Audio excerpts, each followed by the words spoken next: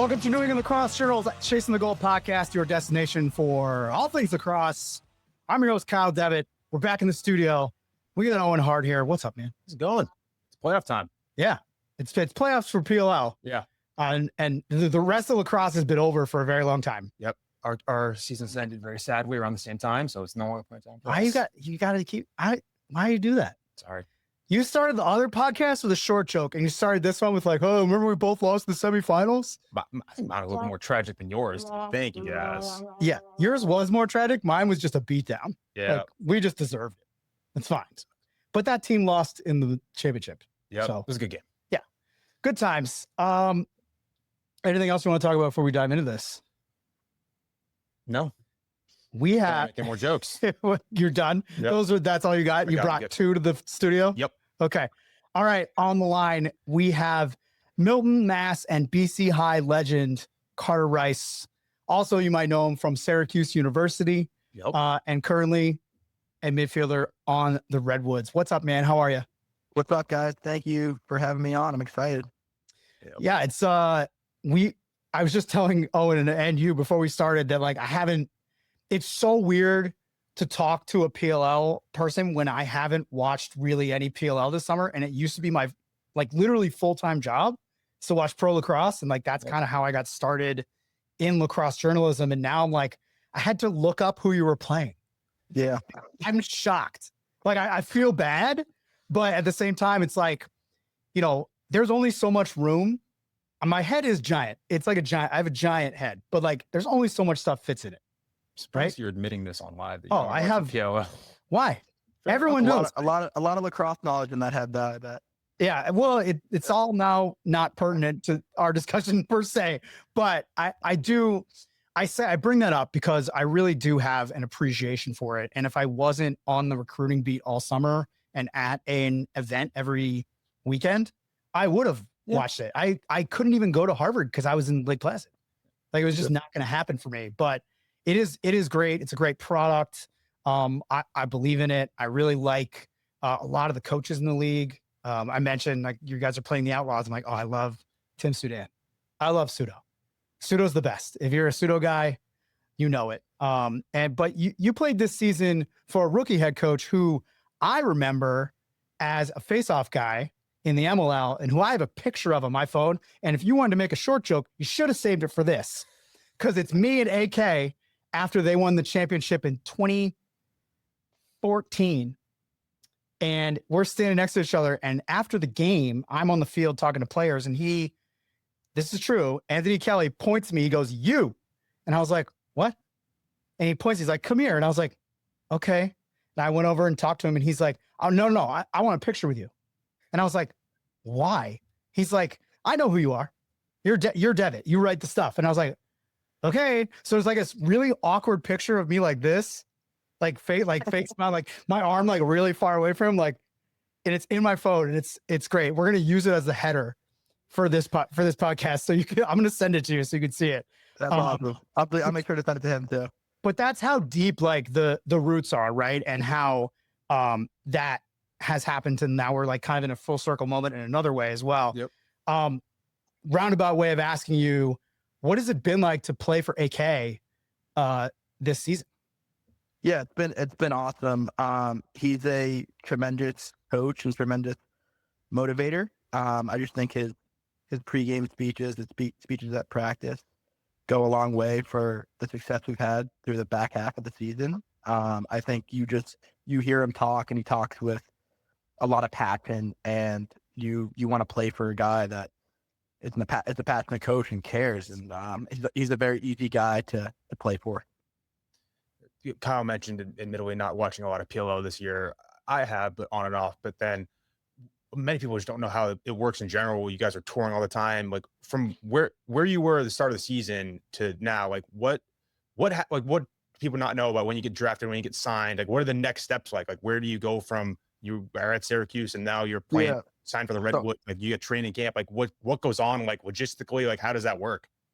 Yeah, so I think I got drafted like a week before the NCAA tournament, I think, and we made it to the Final Four for Cuse this year, and literally like 2 days after that, I was back at Cuse hanging with my friends, and Mr. Polino was like, "You have to come to training camp tomorrow." I was like, "All right, shit." Like pretty quick turnaround, but I was excited for it. But it was like 2-3 days after we lost to Maryland in the Final Four. I went to Albany to start training camp, and it was great. I loved it, and yeah, so training camp starts then, and then from the weekend off after that, you have a game every weekend and one bye weekend throughout the summer. And the Spalina connection, obviously, you played with Joey as well. Big Joe, man, I got a history with him too. He's Sure you do. one of my favorite dudes ever. I love him. The fact that it took him this long to get to PLL annoys me, because like he could have been like doing what he's doing now for you guys, making trades, doing the draft. Like he was obsessed with that when he was coaching the MLL, and I loved having conversations with him. What have your interactions been like with him now? And now you're part of his team, and he's selected you. How has that kind of changed the relationship, other than like, oh, it's like the dad of my teammate? Yeah, I mean, he's kind of my boss per se. He's the GM of our team, so obviously, like when I see him, like it's always like we're friendly, and we talk about Joey and Jake and Brett, his kids, and Syracuse upcoming this year, and our past seasons at Syracuse. But when it comes game time and practice time, it's all business with him. Just going back to talk about BC High, I just get a little bit more local to where we are. But like, you were the kid who scoring the game-winning goal over St. John's Prep in overtime to win, and then next year going to Syracuse and you're exclusively the D midi. Just I'm sure a lot of kids had that moment where they were the guy in high school, and then they're playing defense in college. Just what was that shift like? Did you kind of know that going in? Were the talks pretty open about when you're getting recruited, you're probably going to not see the offensive side of the field a lot, and just kind of what was that transition like, and what advice would you give to people in the same position? Yeah. So I got recruited by actually the offensive coordinator, Coach March. He recruited me, and he got me to visit Syracuse. So when going into my freshman year at Syracuse, like in August, like before practice even started, there was like a list in the group me of like all like the rope defender guys and the offensive middies, and I was in the defenders. And I was like, all right, like that's fine, like that's cool. I've got whatever will get me on the field early. I was okay with, and I think just me being like having a football background and being athletic, I think I translated well. Having biggest stick skills, I think I translated well to the defensive midfield position. And once I started learning like just the off-ball terminology and the defensive packages, I think it was a great position for me. And I actually, Coach Petramala recruited me when I was originally in 2020, and I was in like an 8th grade. He recruited me at Hopkins, so it kind of worked out well in that way, because he's had an eye on me for a while, and once he saw that I was going to Syracuse, he immediately wanted me to play defensive midfielder. So I was grateful to get on the field just so early, and whatever that takes, whether I played offense or defense or anything, I was grateful for that. So How much of that background have you leaned on in the PLL this summer? Background, like just like what do you like with in the PLL? You have to be not just an SSDM. You have to be able to be a transition guy. You have to be able to handle the ball. You have to be able to kickstart offense and not be a liability on a clear at any point. So I would think that really translates well to a guy like you.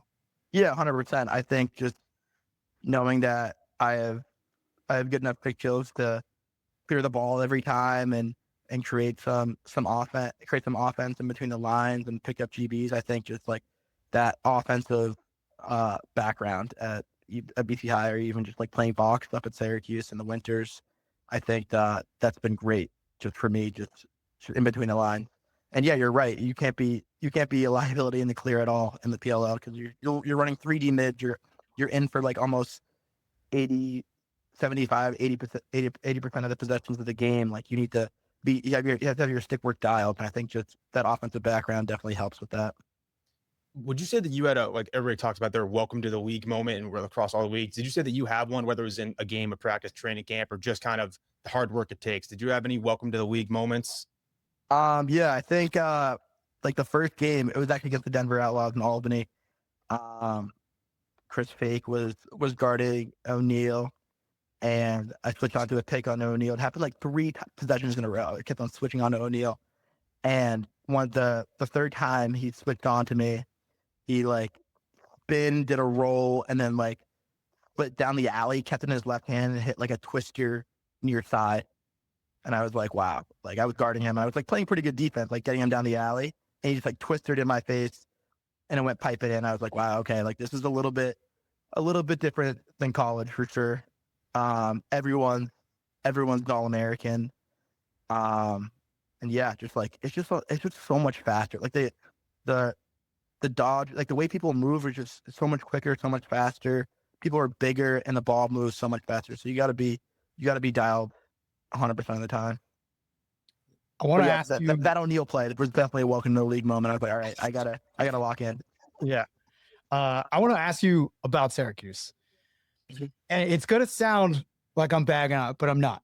It's going to sound like that when I start. It's a good prelude. I just want you to just let me finish. I went to Syracuse to play at a tournament in Akwesasne. I play a little box. I'm not very good, but I go and play these tournaments every once in a while. And I went to Syracuse, and one of my really good friends, Chris Rosenthal, who works for Inside Lacrosse, he went there, and I went with him because he was on the team with me. And I remember walking into the campus, and I went, what is this? I don't get it. I was like, I think I thought everything was going to be orange, and nothing is orange. Everything is gray. And I went there like at a time where it was not sunny. So that probably colored a lot of this moment. But I'm walking through, I was like, oh, cool. Statue of Jim Brown, like all this stuff. I was like, all right. And then I see the fields, and I couldn't get into the dome. And Chris just turns to me and he's like, see this house over here? And I was like, yeah. And he's like, I jammed with Mikey Powell in that house. And I was like, okay. And then he started telling me all these stories about all the people. Like, he's pointing at another house. He's like, see that? I ran away and watched 2 dudes fight right there. They were on the lacrosse team, and I ran away so I wouldn't get involved. And I was like, okay, like, why are you telling me all these weird stories? He's like, because the thing you're not getting, because he says to me, the thing you're not getting is that it's not about what it looks like at all. It's the stuff that goes on here, and the fact that you can't see the dome is the biggest detriment to your opinion. And I was like, oh, are you really? He's like, you got to see a game in the dome, man. You got to see a game in the dome. And I was going to go that summer, and then they switched it. It was the first time UVM was going to play there. And they switched that game to it was the same location. It was a different day, and I couldn't make it. And I have never seen a game in the dome. That was my sophomore year, the first time we played UVM, I think. Yeah. So I was supposed to go to that game, and I didn't go. And I think that would have really changed my opinion. Not that I have a bad opinion of it, but like, do you see what I'm saying? Because you went 100%. From October to April, it's gray, and it's either raining or snowing. Yes, a lot, and it's kind of sad, honestly. But obviously, it's awesome having an indoor facility to practice at and to train in. We have great facilities, and playing in the dome is like what you said. It's just there's nothing like it, and having those first 3-4 games home in the dome, and then playing Maryland in the dome is definitely something that I'll never forget. And it's just special, man. It's just special. But yeah, 100%. It gets gray. It's dark for a while there, but but like what you said, like we made the most of it. We had a lot of fun, and we played hard. And just playing in the dome is super, super amazing. Do you think it helps that it's like that almost to like really you can really lock in with your teammates, and like you're really like, okay, it's us, man. We got to do this. Yeah, 100%. Like during the winter, like we come back from winter break, like January 1st, and no one's on campus. It's freezing. It's we're the only people on campus at that time, and we're just dialed inside, working out for an hour a day, and then practice for another 2.5 hours, and working out again. There's nothing else to do, so we're just getting dialed for the season. But yeah, like that month of January coming back. for from Christmas break and New Year's is definitely a cool month because no one's on campus and you're just dialed in. It's all you're doing is lacrosse and working out. I think it's funny that your welcome to the PL moment was getting switched on to Brennan O'Neill 5 times in a row. And that is the thing, like at any level, you're always going to want to attack the shorties. And now you're on the other side of it. Just what's that feel like on the other side when you're just left on an island and you're always getting attacked? Just like, what is that emotional, like you're getting out there, you're going to get picked on? Just like how do you go about that every game, every possession, just knowing that you're going to be in every action sometimes? I think like another big difference between college and PLL defense is just like in college, there was more team-oriented defense and like defensive schemes for certain offensive teams and schemes. Like there was more like slide packages, and when they invert, we slide this way, blah blah blah. They get through a pick. But in the PLL, it's more one-on-one based. You're on an island. You kind of want to hard switch a lot of picks, and matchups don't really matter as much because everyone's good. Everyone's going to play on an island. You're sliding a little bit less. So I think having a short memory, like as a short stick in the PLL, you're bound to get scored on or make a mistake here and there. It's just having a short memory and not compounding those mistakes as a short stick is something that I think has been key for me throughout the season. And I think I'm still learning that, just like not dwelling on little mistakes that I make early in the game to hurt me in the third and fourth quarter. Yeah, I think, I want to rewind a little bit just because we talked about it a little bit before we started recording, is like you and Jimmy Ayers were the two guys that when I first started covering, when I made the switch over to New England Lacrosse Journal and stopped doing PLL and D1 primarily, it's a different world, right? Like it's a completely different world. And you kind of reversed it, right? Like you're living that now. Yeah. I was covering that and then having to go to it's not even the different level. It's just, I don't know anything about MIAA. I don't understand the Catholic thing. I don't know any of that stuff. And I was like, okay, I need to pick guys that I can follow and write about and like that will help me understand what's going on. And it's you and Jimmy Ayers. And I've said this on a couple podcasts. It is of a help that I cannot even describe to you, that you were the two that I could do it with. And it's so cool to actually, for me, to meet you and let you know that watching you play in high school. Glad to help you out. Dude, you did. And you did because you set the standard of like, okay, this is what I need to see as a top level player. Like I watched you play like in that transition period in 2019. Like I was like, what am I doing?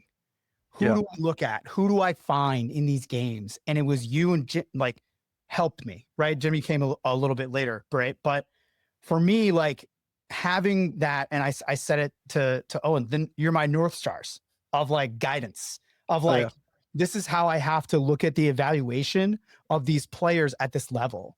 And to also make in my brain change the pathways of like, this is who the standard bearer, right? Like you and Ayers were the standard bearer for me. And I know that probably sounds weird to like people listening to like, what are you talking about? But when you go from, okay, I have to talk to Rabel next week to now I have to go watch this team I've never heard of, which I shouldn't have heard of. I have to go watch this team I've never heard of, play this other team I've never heard of. Okay, how do I change that? How do I make that relevant in my brain? How do I change over that ability to analyze that? And you and Jimmy were those guys that like really helped me like, okay, this is what I have to look for. Like you being able to play offense and to dictate what a defense would do. And the same thing with him and your ability to be in transition and do all of those things at a level that I didn't really understand was so helpful for me. And I'm like super grateful for you. And again, people are like, what is he talking about?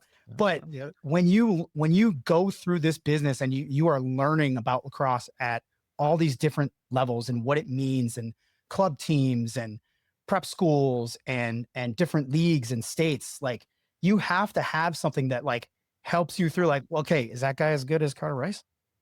Is that guy as good as Jimmy Ayers? like they might be totally different players, but to have a standard bearer was super helpful for me. And I'm like, I want to take this time to like thank you for that, even though like, you didn't know that at all.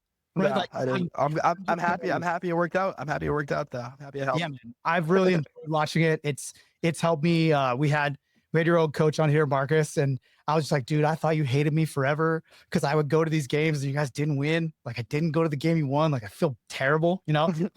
No, man, it's fine. You know, like you build up in your head your interactions with these people that like have had such an impact on your career. And it's never what you think it is. Yeah. Right. I think it's just so good to like give back to you and just tell you like you did this for me, even if you had no idea. And players across like all sorts of levels do that for people.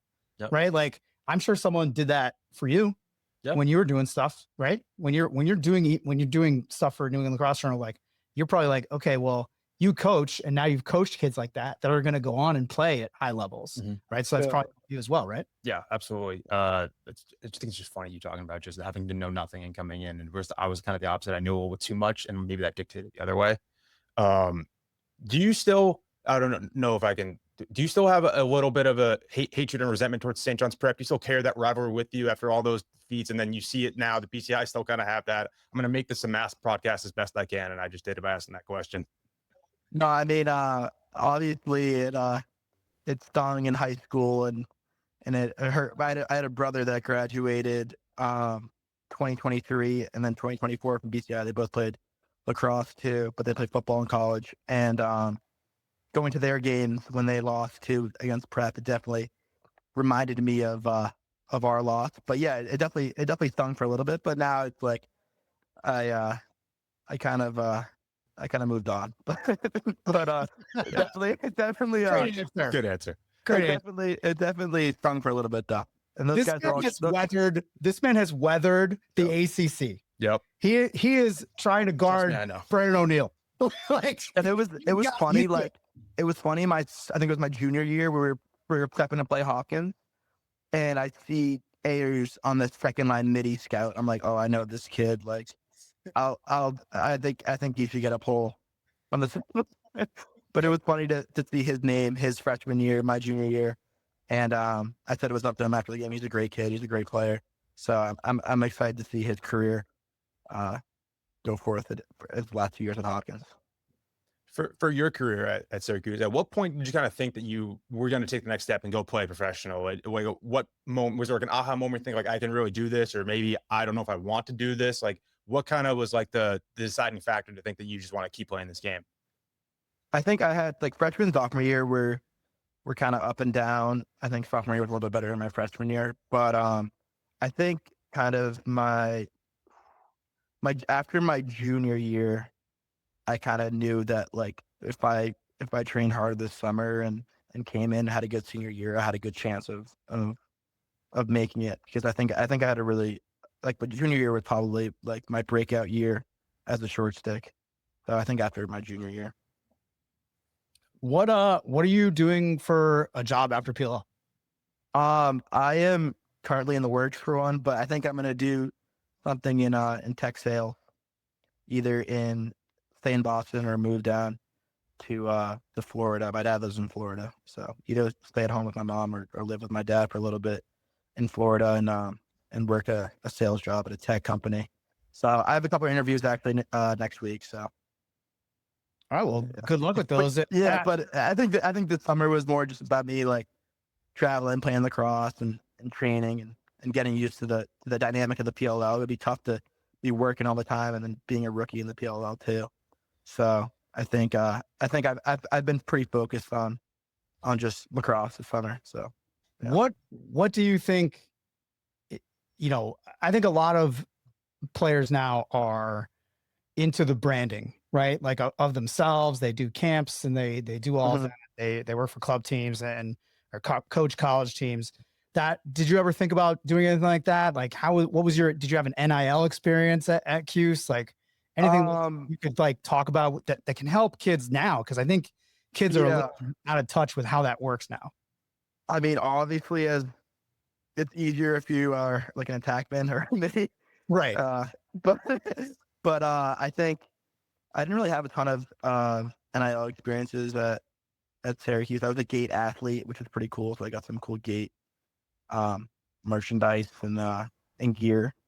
So that was cool. And then I got to do some PLL play camps this summer, and they would fly you out to, or just like you could travel to wherever, and they would pay for a couple days for overnight camp. So that was fun. And other than that, not a ton of NIL. I kind of just focused on playing. And but yeah, Coach Gate was great with the gear he gave and the merchandise he gave to play. He gave me a lot of swag. So I'm grateful for that. Did you ever think about going back and doing any level of coaching at any level, whether it's back college, club, high school team? Like, did you ever get the bug to think that might be a decision you want to make, or you just didn't really think about it? Yeah, I coached actually the 7th grade BC High team for when I got back my freshman year of college, and then the 8th grade team. So that was fun to do that.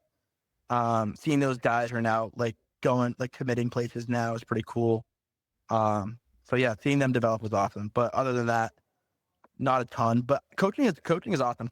Coaching at camps is great. Coaching like those 7th, 8th grade guys, it's a lot of fun. So I would definitely be open to it. We were trying to talk about the early offense on the last podcast. Maybe that was off air, but just what is it is a drastic change from going from the short shot clock and the short field and the PLL to what it was in college. Just like, how much did you have to get used to just the different rules? Like, as small as they are, they do make a big impact from going from playing in a shorter field, shorter shot clock, all this kind of different little intricacies of this sport. Like, did you have a struggle with that at all when you first started? Yeah. I mean, I think another big thing as the D mid in the PLL is that you gotta meet guys like Dodgers, like right out of the box, like for them to come. You don't want them to run at you because there's a shorter field and that dynamic. Like they can, and they're so athletic. Like if you wait for them, like right outside the box, you're gonna get toasted. So you gotta. That's one thing I've changed in my game. And also it's just like playing Maryland. My last couple times at Syracuse, like they used the entire shot clock to score, and now in the PLL, it's like dodge, shoot, score. So it's like you gotta just dial it in for the first like 15, 20 seconds of the shot clock, and you're usually in the clear after that in the PLL, which is cool to see. But yeah, that vice versa, than playing in Maryland was like, wow, they used the whole 60 seconds of the shot clock, and they'll take a good shot, and they might get a rebound and we'll have to play defense again. So that obviously, like, that kind of sucked. But now in the PLL, it's just like you dodge the first dodge, you play some good off-ball defense, like you can make a stop pretty quickly, which is cool. I think it's funny that you talked about just like checking guys as soon as you get the box. I'm sure, I don't know, maybe you did this too, but my biggest thing I yell at all my players is he'll come to you, get in the hole, and like not trying to over pursue, because then if you do, you're gonna get beat. But I guess the different levels of athleticism coaching in a little Massachusetts high school is the PLL. Well, yeah, no, he'll come to you a lot. It makes sense. It makes sense. Like from the perspective you just described, it definitely makes sense. But I think if you're fast enough to run with guys, I think you should be beating them right outside the box, because there's no reason for them to get a full head of steam at you and run by you. Like if you can run with guys outside the box, run with them, and keep stay on their hips. I think that's something that I learned has been great to my game. So yeah, we have a call for that. Where if get in the hole? No, if I think the kid radar. Yeah, if I think the kid can't handle what he's about to do, I yell at my SSDM like a certain command, and he'll just do it. And we had an all-state short stick D-midi who was like, the short stick D-midis are so funny. They come in so many different shapes and like sizes. They do. Like, this kid was like a wiry. He actually transferred into the school from another school in southern New Hampshire, and he transferred in. And I was like, what do I do with this kid? He's a lefty. He's like kind of off. He's not really like understanding the offense. I was like, you're a short stick D-midi. Here's how we play it. And all I did was teach him the angle and just like, don't let him in here. And if you want to go get the ball, here's a crowbar. We're going to learn the crowbar check. We're going to learn, we're going to learn never go one-handed. You know? I got a couple of good crowbars actually in the PLL, and they 3 of them, I think 2 of them got flagged. But was it Maddie Pelham? It was. It wasn't Maddie. If you do it with Maddie, you're usually in the clear. Yeah, actually. But I think one thing I learned with the crowbar is like you got to do it like super quick, because if you do it, if you hold it on for too long, they'll call a hold. Yeah. Well, if the ball carrier is smart enough, he'll pin it. 100%. Right? Yeah. Like, Yeah. I'm just going to pin this and, oh, no. Like, Yeah. it's a little salesmanship, but Yep. Yeah, when you get it right, it's pretty exciting. it's pretty great. I think the first time I called it, he just looked at me and I was like, do what I said. And he's like, okay. And then he got a turnover, like the mentality of that, right? Like, I think it's actually like a huge advantage to have a really good SSDM that can take the ball away. Cause I think a lot of them are trained not to take the ball away now. Right. Yeah. Like, just like play your angles. Yeah. We're just going to play angles and like push out your hips. But if you can get a guy who's like, can do that and be aggressive at any level and have a little success being somewhat aggressive. I mean, your ceiling's a little lower than like a takeaway pole gets, right? Like you get way less leash than someone like that. But if you can kind of develop that and have that be your calling card, like that's a huge part of it. And like, there's different varieties of short stick D middies, right? There's like, oh, I'm going to be great on the face-off wings. I'll just get ground balls. There's the ground. I call them, this is bad. It's going to sound bad, but this is what I've had conversation with coaches and this is what they call them too. They call them rat boy shorties. We're like, I was expecting it's true. Worse. No, it's not that bad. The rat boy shorty is the guy that like is annoying, gets ground balls and helps you clear. He's not necessarily the guy that plays like great one-on-one defense, but he does all the other thing. He does runouts. He beats guys to the box. Like that kid is like that kind of player has become super valuable in league with shot clocks, especially like the shot clock has made that player indispensable. Like there are plenty of them across like all sorts of levels, like D1, D2, D3 that have like made their living, not necessarily being great defenders. Yeah. But they do everything else. And they're such an unsung hero. And like their stats are like 55 ground balls. And you look at it, because I do all Americans for D2 and D3. And I'm like, because this is the hardest position to scout, right? Stats don't tell you a lot about SSDMs. No. So looking at it, I'm like, he has 25 caused turnovers? And then I like flipped to his page and he's like a shorty. And I was like, he's 5'7"? Like it's like such a weird dynamic. But then there's like the traditional SSDM that's like, I'm going to cover and then maybe turn into a two-way guy, which I think is closer to what your game is like, right? Yeah. Yeah. I think my strength is my one-on-one defense, like recently, throughout college. Yeah. Just one-on-one based. That's awesome. That's awesome, bro. I like that. What's the rat boy? The rat boy? Rat boy shorty. Rat boy shorty. I remember that. I bet you have one. I bet you've played with one. Every good team is a rat boy shorty. Yep. 100%. Every good team. I love them. They're great. I think my rat boy shorty is one of my attackments, weirdly enough. So that's I will tell you, I was an attackman. I was a rat boy shorty. Yeah. And my attackman short too, and he's a rat boy shorty. Yes. There you go. That's how it works. One of the times I've talked about this a lot, just I've seen a lot of walk-off defenses in my time of coaching. A lot of teams have run a bunch of double shorty walk-offs. I don't know if you have done that yourself, but I always feel bad for the D-midi that is just a stare at an attackman in the face the whole game. And just, that's got to be a really uncomfortable feeling. I don't know if you've done that yourself, or if just like he gets the ball, shut him off. I always think that's such an uncomfortable situation. Yeah.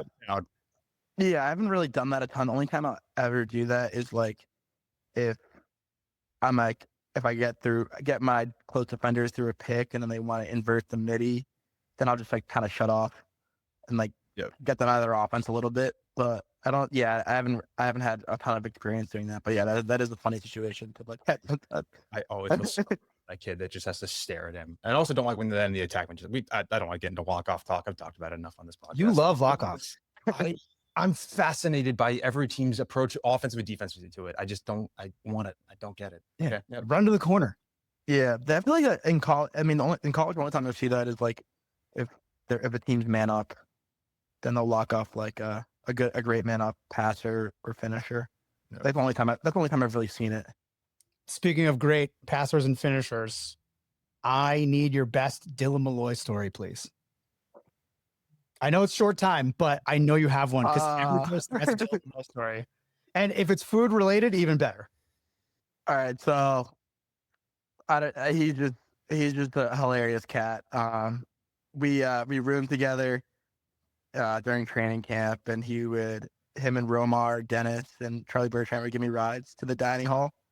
and we'd come back to the dining hall, and he would have like 3 burger patties, like potato salad, some pasta, and like just at least 2,000 calories on his plate, and just house it, and then go score 4 goals against the Cannons in training camp 2 hours later.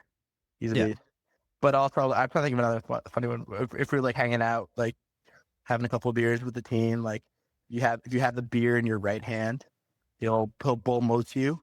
So you say bull moose, like bull moose everyone, and that means you just have to just like chug the beer or take a big sip of the beer. He just like whenever we hang out as a team, that's his main goal is to bull moose as many guys as he can. It's pretty funny. When he was playing for Brown in 2016 during that big run they had, we were in a press conference, and it was such a small area because there was another tournament going on. They pushed a really tiny room, and it was Princeton and Brown, like regular season. And I asked Lars Tiffany was the coach there, and I go, Lars, how come you don't run picks for Dylan in the presser? And I've never seen a person hold in a laugh and then like he was like, huh. Like he like had to choke it out because like he knows if he laughs, he's in trouble. Yeah. Like he like made it look like he had a hiccup. He like did this, and it's still to this day one of the funniest reactions I've ever seen from a player of me asking a coach a question. And Lars, to his credit, I don't know if you know Lars Tiffany and all, is like pretty hilarious dude.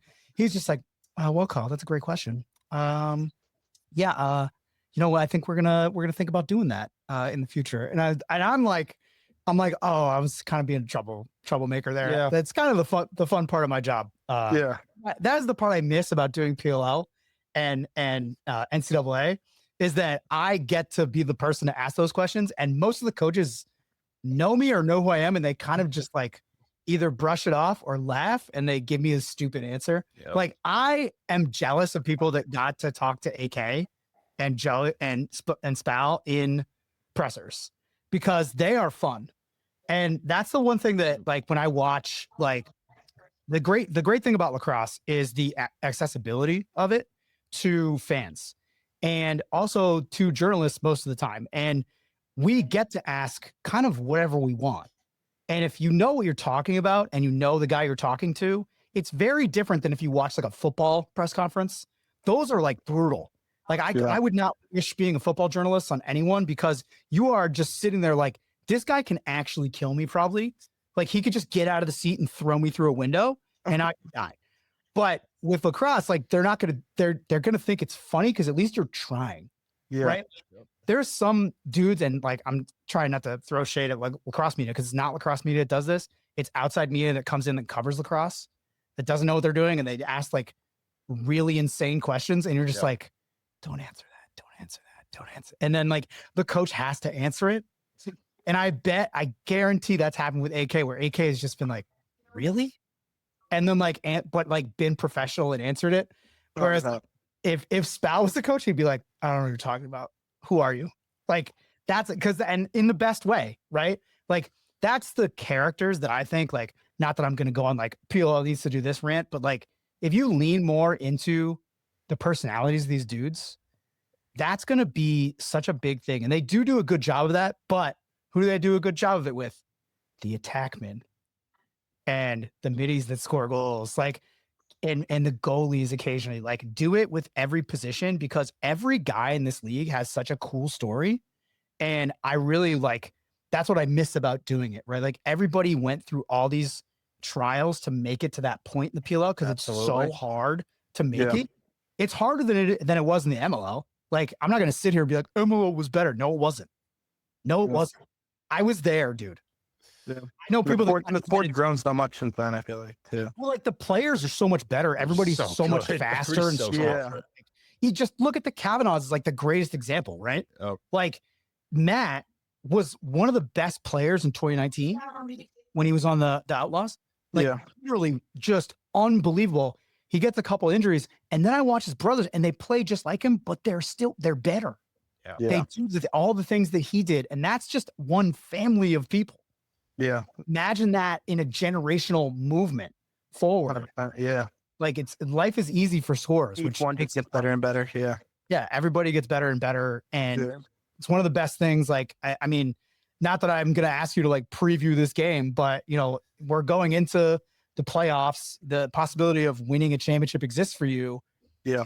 What are your emotions towards that after being at Cuse and having similar goals? Yeah. I mean, like, you even bring up high school again. I lost the state championship my senior year. Last year, I won a championship with my freshman year of high school at BC High. Made to the Final Four my senior year at Cuse, and now I'm in the Final Four again, the PLL. So to win a championship is something that I haven't felt in a while. So I'm chasing that feeling. I'm going to do everything I can to get that chip, and I think we're in a good position to do that. Good luck. I'll be watching. I don't know if Kyle will be because he's apparently not watching, but I'll be watching for it. Is it Labor Day? It's Labor Day, It's right? Monday at 3. Monday. Yep. 3:00. Yeah. I'm going to do it. Maybe I'll live tweet it. That was my favorite thing to do. Just a live tweet. Yeah. Just, dude, live tweet gang. And we're 1-on-1. We beat them the first time we played them. We lost them the second time we played them. So definitely the deciding factor. They are also very streaky. I did a little research. They're a streaky team, but they're tough to beat. Best of luck to you, my dude AK and Joseph Al in the semifinals against the Outlaws, and hopefully we get to raise up a trophy, right? Absolutely. Thank you guys for having me. Of course, man. thank you for coming on. Thanks for coming Appreciate it. and thanks again for listening to New England Lacrosse Journal's Chasing the Goal podcast. For Owen Hart, I'm Kyle Devitte.